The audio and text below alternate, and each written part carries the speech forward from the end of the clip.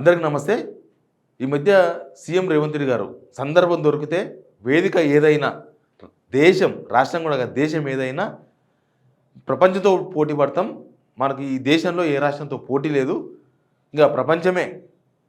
మొన్నైతే ఏకంగా చైనాతో పోటీ పడే దేశం కోసం చూస్తుంది. ప్రపంచంలో ఎవరు తయారైతే లేరు, తెలంగాణను చైనా +1గా తయారు చేస్తాం. అంటే చైనా కోరుకుంటున్నాడు సమఉజ్జీవి కోసం. ఆ చైనాకు సమఉజ్జీవి భారత్ కాదన్నట్టు మాట్లాడినారు. భారత్ కాదు, ఇంకా తెలంగాణ తయారు చేస్తామని. ఏందో అర్థం కాదు. ముఖ్యమంత్రులు కాగానే ఎవరైనా సరే ఇదో దేశంలాగా, ఆ దేశానికి వీళ్ళు రాజుల్లాగా వ్యవహరిస్తున్నారు. ఈ మధ్యకాలంలో చూసినాం మనం. రేవంత్ రెడ్డి గారు ఇంకొక అడుగు ముందుకేసి చైనాతో పోల్చిండు. తెలంగాణకు చైనాకు కాదు, భారతదేశానికి చైనాకు కూడా మనం పోల్చకూడదు. China duplicate, India original. కాబట్టి చైనా వాళ్ళు మనకు తెలుసుగా ఎట్లుంటుందో గట్లే ఉంటుంది. మనం కూడా భారతదేశంలో కొంతమంది చైనా మనస్తత్వంతో ఉంటారు. వాళ్ళది డూప్లికేట్ మనస్తత్వం, డూప్లికేట్ హామీలు ఇవ్వడం, లేకపోతే డూప్లికేట్ మాటలు మాట్లాడడం. అట్లా ఉండకూడదు. మన భారతీయులం కాబట్టి భారతీయత మనలో ఉట్టిపడాలి, ఒరిజినాలిటీ ఉట్టిపడాలి. అయితే నేను ఎందుకు చెప్పదలుచుకున్నా అంటే 2 విషయాలు. నిన్న కూడా మనకు దేశంలో ఏ రాష్ట్రంతో పోటీ లేదు, మనం డైరెక్ట్గా ప్రపంచంతో పోటీ పడుతున్నాం అన్నారు. ఆశయం ఉండొచ్చు, కానీ ఆశ ఉండకూడదు. జనాలను తప్పుదో పట్టకూడదు. నేను చూపిస్తాను. అందుకేనేమో ఆయన మనసులో ఏదో దేశం గురించి మాట్లాడుతున్నారు. కొంపదీసి రేపు ప్రధానమంత్రిగా రాహుల్ గాంధీ కాకుండా రేవంత్ రెడ్డిని ప్రకటిస్తారు అనుకుంటున్నారేమో ఆయన. ఎందుకంటే దేశం తరఫున ప్రాతినిధ్యం వహిస్తున్నట్టుగా ఫీల్ అవుతున్నాడు. ముందు మీరు అధికారంలోకి వచ్చారు, ఇంకా 1 సంవత్సరం కూడా కాలేదు. 8 నెలలు దాటి 9 నెలల కాలు పెట్టినారు. హామీలు 10% హామీలు కూడా అమలు చేయలేదు. ఆ విషయాలు పక్కన పెట్టి చైనా గురించి మాట్లాడుతున్నారు. ఇది ఇండిపెండెన్స్ డేకి సంబంధించిన తెలంగాణ సీఎంఓ పెట్టిన ఒక పోస్టర్. ముఖ్యమంత్రి రేవంత్ రెడ్డి గారు భారతీయులందరికీ స్వాతంత్ర దినోత్సవ శుభాకాంక్షలు చెప్పారు. ముందు తెలంగాణ ప్రజలకు చెప్పండి, తర్వాత భారతీయులకు చెప్పండి. భారతీయులకు చెప్పడానికి చాలామంది కనీసం ఇండిపెండెన్స్ అనే స్పెల్లింగ్ కూడా కరెక్ట్గా రాయలేకపోయారు. మరి ఎందుకు అంత ఆవేశంతో, అంత ఆతృతతో ఉన్నారో తెలియదు. ఈ ప్రపంచంతో పోటీ, ఐటీ ఎక్స్పర్ట్స్ చూడండి. మనం ప్రపంచంతో పోటీ పడే ముందు అసలు మన సిచ్యువేషన్ ఏంది, మనం ఎట్లుండాలంటే, మన ఊర్లో ఉన్నాం, మన ఊర్లో ఒక రైతు బాగా పండిస్తుండే, మనం పండిస్తలేము. మనం ఆ రైతుతో పోటీ పడదాం. ముందు ఆ రైతు 3 పుట్లు పండిస్తే మనం 1 పుట్టి పండిస్తున్నాం. సేమ్ భూమి ఉంది. ఆ రైతు ఎక్కడ ఇత్తనాలు తీసుకుంటున్నాడు, ఆ రైతుకు నీళ్ళు ఎక్కడివి, ఆ రైతు ఏం యూరియా వేస్తున్నాడు, ఆ రైతు ఏం మందులు కొడుతున్నాడు, ఆయనకి ఎట్లా దిగుబడి ఎక్కువ ఎట్లా వస్తుంది, మనకు తక్కువ ఎట్లా వస్తుంది, అది కొట్టాడాలి. కానీ పుట్టేదే ఒక పుట్టి, అవతల వేరే ఆయనకు 10 పుట్లు పుడుతుంటే ఆ 10 పుట్లు ఆయనతో పోటీ పడతామా? ముందు మన ఊర్లో ఉన్న ఈ పెద్ద ఆయనకు 3 పుట్లు ఎట్లా పుడుతున్నాడో దాంతోనే పోటీ పడాలి. అంతే కదా. ఇప్పుడు మన క్లాస్ రూమ్లో మనం క్లాసులో టాప్ 10లో లేము, కింద ఉన్నాం. 19th ర్యాంకో 20th ర్యాంకో వచ్చింది. మనం పోటీ దేంతో పడాలి? ఈ టాప్ 10లో ఉన్న వాళ్ళతో పోటీ పడాలి. అవసరమైతే టాప్ 5 వాళ్ళతో పోటీ పడాలి. ఇంకా అవసరమైతే టాప్ 1-2 వాళ్ళతో పోటీ పడాలి. 1-2. కానీ వీళ్ళందరినీ పక్కకు దొప్పించి నేను మొత్తం స్కూల్ అందరిలో నేనే ఫస్ట్ రావాలని, నేనే అందరితో పోటీ పడతా అనుకోవచ్చా? ఉండాలి, ఒక ఆశయం ఉండాలి మనిషికి.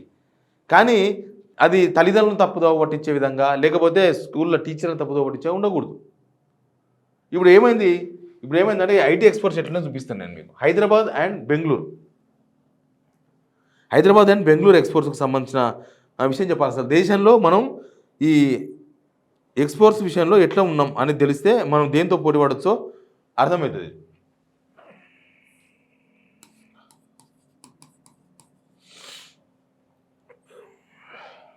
ఏంది పరిస్థితి? మనం 2022-23 ఎక్స్పోర్ట్స్ చూద్దాం. ఐటీ ఎక్స్పోర్ట్స్ నేను చెప్పేది ఐటీ. ఎందుకంటే నేను ఐటీ విషయంలోనే మాట్లాడుతున్నాడు. మన దేశము దాడిపోయి చైనాతో పోలుస్తున్నాడు కాబట్టి అసలు ముందు మన పక్కన రాష్ట్రం బెంగళూరుతో పోటీ పడదాం. ఎందుకంటే బెంగళూరు అనేది ఇప్పుడు కాదు, అది ఒక సిలికాన్ వ్యాలీ.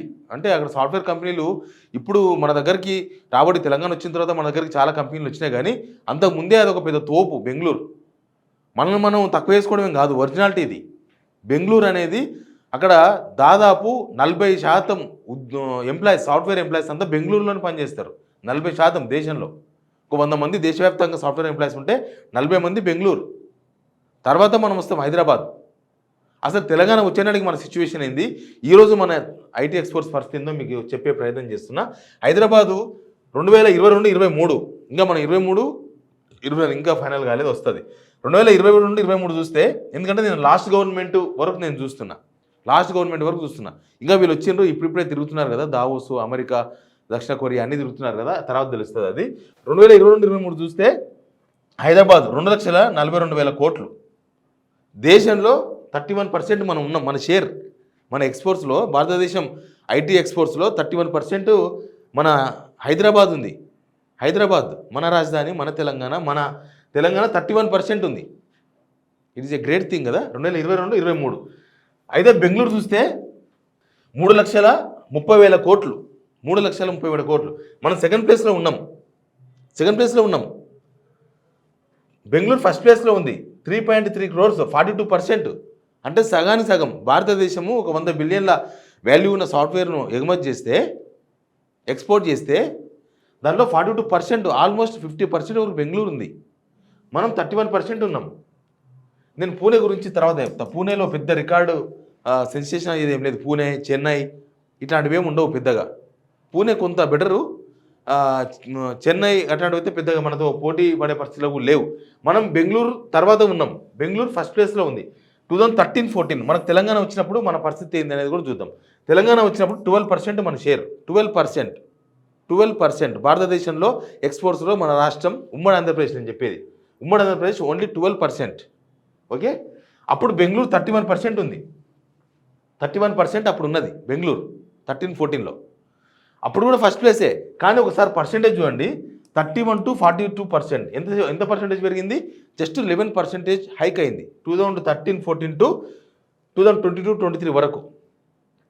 అదే మనం చూడండి 12 to 31% అయినాం.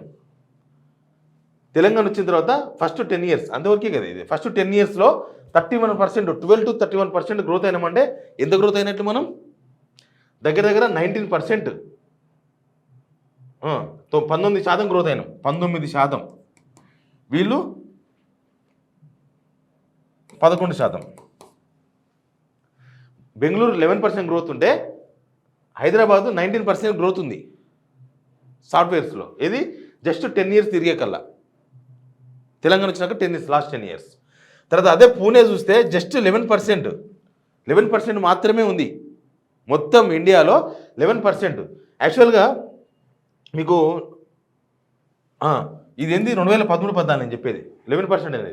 ఒక విషయం గమనించండి మీరు, 12% ఇక్కడ తెలంగాణ వచ్చినప్పుడు మన దగ్గర ఎక్స్పోర్ట్స్, పూణే 11%, రెండు సేమ్ ఉన్నాం. పూణే మనం సేమ్ ఉన్నాం, హైదరాబాద్ పూణే సేమ్ 2013-14 తెలంగాణ వచ్చినప్పుడు. తెలంగాణ వచ్చిన తర్వాత మనం 31%కి పోయినాం.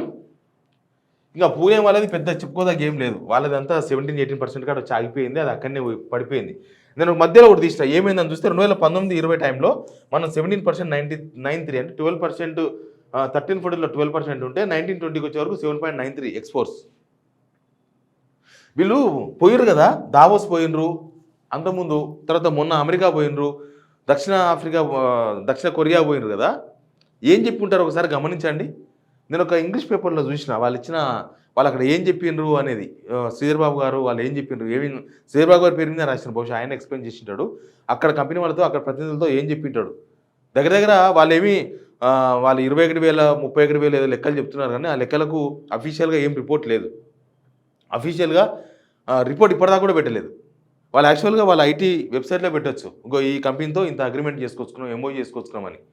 ఆ ఎంఓయూలు పారదర్శకత ఉంటే నిజంగానే ఒక శ్వేతపత్రం విడుదల చేయాలి. రేవంత్ రెడ్డి గారు అంతకుముందు ఇచ్చిన డిమాండ్ కరెక్ట్. ఇప్పుడు ఈయన కూడా చేయాలి, ఈయన కూడా ఒక శ్వేతపత్రం విడుదల చేయాలి. అసలు వీళ్ళు ఏమేమి ఒప్పందాలు చేస్తున్నారు ఏంది. వీళ్ళు తీసుకొచ్చిన ఈ 2-3 డూప్లికేట్ కంపెనీలు ఉన్నాయి, నో డౌట్. దానిలో వీళ్ళు సమాధానం కూడా చెప్పుకోలేరు. వాళ్ళ తమ్ముని కంపెనీ ఒకటి, ఇంకోటిది వి ఫార్మా సంథింగ్ ఏదో కంపెనీ ఉంది, అది కూడా ఉత్తదే ఉన్నది. మిగతాన్ని కూడా ఎక్స్టెన్షన్ అంతే. వాళ్ళకి బిజినెస్ ఇక్కడ బాగున్నది కాబట్టి వాళ్ళు ఎక్స్టెన్షన్ చేసుకుంటారు. నేను ఒక శంకుస్థాపన చేసిన దాని గురించి నేను తర్వాత చెప్తా. ఆ శంకుస్థాపన గురించి తర్వాత చెప్తా. నేను మళ్ళీ ఇంకొక వీడియోలో చెప్తా, ఇప్పుడే చెప్తా కానీ ఇంకొక వీడియోలో చెప్తా. అది ఎట్లా దాన్ని ప్రారంభించిండు అనేది. ఇట్లా వాళ్ళు అక్కడ పోయినప్పుడు ఈ 10 yearsలో తెలంగాణ గ్రోత్, ఐటీ ఎక్స్పోర్ట్స్ ఏంది దాన్నే ఎక్స్ప్లెయిన్ చేసింది వీళ్ళు. ఈ 10 yearsలో ఈ తెలంగాణ వచ్చిన తర్వాత ఐటీ ఎక్స్పోర్ట్స్ ఎట్లా ఉన్నాయి, మన దగ్గర ఏ ఐటీ కంపెనీలు వచ్చినాయి, తర్వాత మన దగ్గర ఉన్న వాళ్ళకి ఆల్రెడీ తెలుసు ఇక్కడ ఉన్న కంపెనీలే, కొత్త కంపెనీలు ఏం కావు. ఇప్పుడు నిన్న ఆయన శంకుస్థాపన చేసింది కాదు, అది ప్రారంభించారు. ప్రారంభించిన కంపెనీ కూడా ఇక్కడ ఆల్రెడీ 57,000 మంది ఎంప్లాయీస్ పనిచేస్తున్నారు. ఇక్కడ కొత్తగా మీరేదో ఇక్కడ మేము కొత్తగా అది క్రియేట్ చేసినాం, ఇది క్రియేట్ చేసినాం, కొత్తగా గాలి తెచ్చినాం, కొత్తగా నీళ్లు తీసుకొచ్చినాం, లేకపోతే కొత్తగా మేము ఏదో క్రియేట్ చేసినాం చెప్పాల్సిన అవసరం లేదు. వాళ్ళు ఆల్మోస్ట్ 2002 నుంచి ఇక్కడ ఉన్నారు. 2002 నుంచి నిన్న ప్రారంభించిన కంపెనీ 2002 నుంచి మన హైదరాబాద్లో ఉంది. 57,000 మంది ఎంప్లాయీస్ పనిచేస్తున్నారు. ఇట్లాంటి కంపెనీలు ఒక 6-7 ఉన్నాయి. మీరు ట్రాప్లో పడ్డారు, బీఆర్ఎస్ ట్రాప్లో. ఆ ట్రాప్ పడే వీడియో నేను మళ్ళీ చేస్తాను నేను మీకు. ఎనీవే మన దగ్గర ఉన్న ఐటీ పరిస్థితి ఇది. మన ప్రపంచంతో పోటీ పడే కన్నా ముందు మనం బెంగళూరుతో పోటీ పడాలి. మనం ఇప్పుడు బెంగళూరు గ్రోత్ తగ్గుతుంది, మన గ్రోత్ పెరుగుతుంది. మనం ఇండియన్స్గా చైనాతో పోటీ పడే విషయాన్ని ఇండియా చూసుకుంటుంది, ఇండియా ప్రభుత్వం. మీకేమి రాహుల్ గాంధీని కాదని చెప్పి ప్రధానమంత్రి ఇచ్చే అవకాశం ఉంటుందా? రాహుల్ గాంధీ కాలేదు ఇంకా ప్రధానమంత్రి. ఎప్పటి నుంచో అందరు కలలు కట్టున్నారు రాహుల్ గాంధీ ప్రధాని కావాలి అని. కాంగ్రెస్ నేతలు, కాంగ్రెస్ సింపథైజర్స్ అంతా. మరి రాహుల్ గాంధీ ప్రధాని కావాలంటే మరి ప్రధాని కాడు అని ఏమని అనుకుంటున్నారా? రాహుల్ గాంధీ ప్రధాని కాడు, నేనే ప్రధానమంత్రి దానిలో ఉన్నా అనుకుంటున్నారా? ఎందుకు చైనాతో పోలుస్తున్నారు? తెలంగాణను చైనాతో పోటీ పడాలనుకుంటున్నారో అర్థం కాలేదు. మనం ఇండియాలో టాప్ 1లో ఉంటే ఇండియా చైనాతో పోటీ పడుతుంది. అంతేగాని తెలంగాణ చైనాతో పోటీ పడదు, ఎవరితో పోటీ పడదు తెలంగాణ. మన స్టేట్లో ఇప్పుడు బెంగళూరు ఎన్నో సంవత్సరాల నుంచి ఐటీ వచ్చినప్పటి నుంచి బెంగళూరు ఫస్ట్ ప్లేస్లో ఉంది. చూసింది కదా. మరి 2013, 14, 12% ఉంటే వాళ్ళు అప్పటికే 31% ఉన్నారు. మరి వాళ్ళు చైనాతో పోటీ పడుతుండ్రా? వాళ్ళు ఎవరితో పోటీ పడుతున్నారు? వాళ్ళు ఇక్కడున్న రాష్ట్రాలందరితో పోటీ పడి ఫస్ట్ ప్లేస్ పోయినారు. అక్కడ నుంచి దేశం పోటీ పడుతుంది. కాబట్టి జనాలను తికమక చేసేందుకు ఈ ప్రపంచ స్థాయి మాటలు మాట్లాడుతున్నారు రేవంత్ రెడ్డి గారు. ఒకటి, ఈ ఎక్స్పోర్ట్స్ చూసిన తర్వాత మీకు ఏమనిపించిందని కూడా మీరు కామెంట్ రూపంలో తెలియజేయచ్చు. Please subscribe signal TV.